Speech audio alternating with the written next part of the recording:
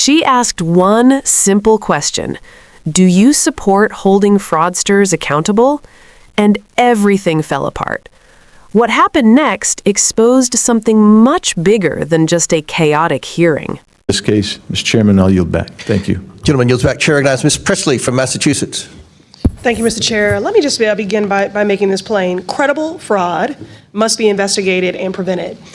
Every dollar that is stolen from public programs is a dollar that is taken from a child who needs care, a senior who needs food, or a family that is already struggling to make ends meet.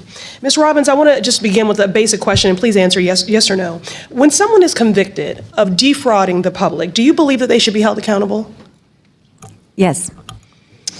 So if we're serious about fraud, then we also have to be serious about accountability. Ms. Robbins, do you mind just expounding, what does accountability look like to you?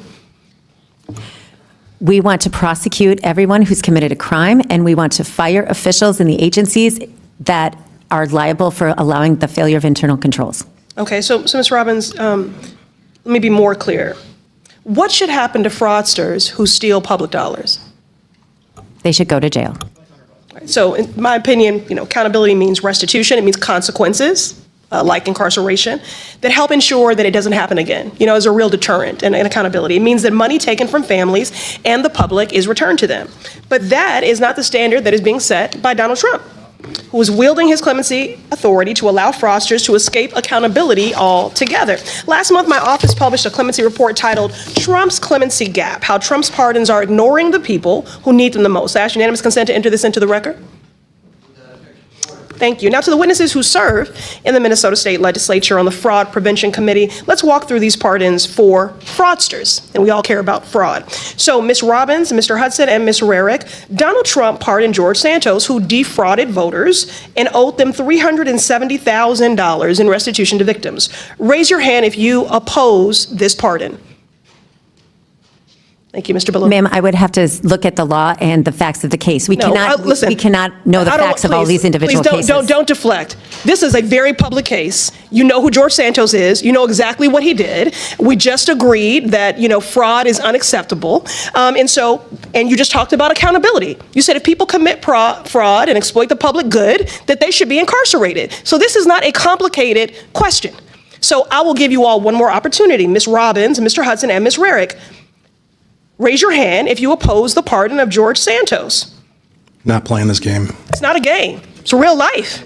It's not a game at all. Okay, but I will take your refusal to go on record, not only as cowardice, but that you do agree with that pardon of that fraudster. Moving on, Donald Trump also gave, and this has never been done before, presidential pardons to corporations that committed fraud. One example is the crypto company BitMEX that violated U.S. law and was fined $100 million. Now raise your hand if you oppose Trump's pardon of this crypto company. Not participating. Thank you, Mr. Ballou. Okay, again, I'll take your refusal to raise your hand in opposition. That means that you support this pardon of this corporation that frauded folks to the tune of $100 million. Refusal to participate is not an expression. Reclaiming my time. To participate You know the rules of committee? One way or the other. You know the rules of committee? This is my time. I know that I am here as a member of the public. Reclaiming my time. You are not, Mr. Chair. Mr. Chair. That's what I know. You are not in order with the rules of the committee. This is my time. This is my time. I ask the questions and you answer, but you're too much of a coward to answer. So we're going to move on. Now, yesterday was a 5-year anniversary, and I want to note of the January 6th insurrection. And on Donald Trump's first day in office, he pardoned 1,500 insurrectionists, including Brian Christopher Mock, who's from Minnesota. Are y'all going to say you don't know who that is? He's from Minnesota. Now, he kicked, shoved, and threw a flagpole at police officers, law enforcement that you claim to support. And he did all of that in the name of fraud.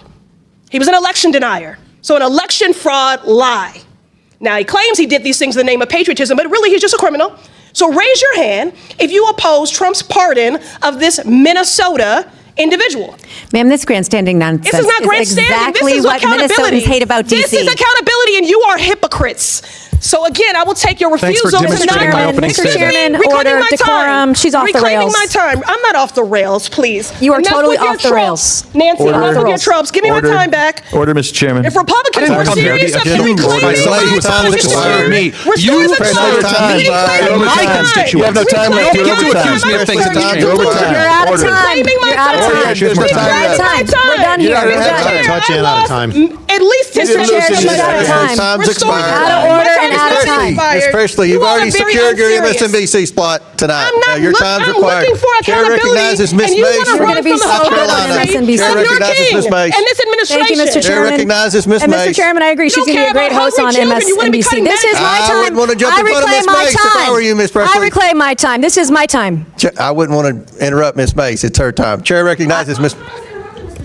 Mr. Chair, You are out of order. she did not get all of her time. Mr. Chairman, She wants to insult us for 10 more seconds. What do we have to do to get this woman in order? Her time is expired. Chair recognizes You're Ms. going to be Mace. great on TV. You're really good. No, baby, you're not. No, baby, you're not. You are not in order. You're out of order. Goodbye. You're done. right. Mr. Chairman, it's my Chair 5 minutes. recognizes Ms. Mace. Are we good here? Got Mr. it. Chairman, thank you. As I listen to the witnesses answer questions today, I'm struck by the truly breathtaking amount of fraud, the scope and scale perpetrated against the American people by Somalians in Minnesota. What you just watched wasn't just political drama, it was a collision between accountability and deflection. And if you look closely, it tells you exactly where each side actually stands when it comes to power, responsibility, and truth. Because Ayanna Pressley didn't start with anything radical. She didn't come in shouting. She didn't come in attacking.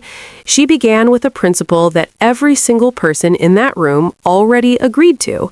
Fraud is wrong, and people who commit it should be held accountable. That's not controversial. That's baseline. But here's where it gets revealing. The moment she moved from principle to application, naming real cases, asking real questions, demanding real accountability, that's when everything shifted. Suddenly, the same people who agreed that fraudsters should face consequences couldn't bring themselves to answer a simple yes or no question.